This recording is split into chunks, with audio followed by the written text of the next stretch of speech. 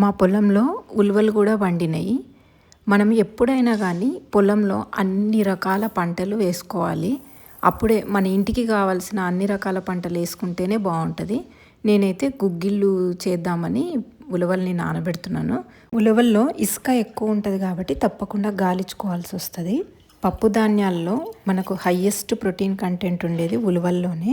కొద్దిగా ఉప్పేసి ఉడకబెట్టుకున్న తర్వాత మళ్ళీ నేను దీంట్లో వాటర్ వేసి ఇంకా ఉడకబెడతాను అనమాట. అంటే దీనిలోని కట్టు తీసి చారు చేస్తే చాలా బాగుంటుంది.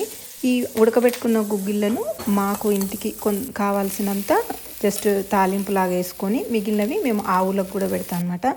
ఏదైనా సరే మా పొలంలో పండిన ప్రతి దాన్ని నాకు దేవుడి ముందర పెట్టడం అలవాటు. కొద్దిగా ఫస్ట్ చేసుకున్నది అట్లాగే కొంచెం ఆవులకు కూడా పెడుతుంటాను అనమాట. అంటే అవి తినగలిగేటివి.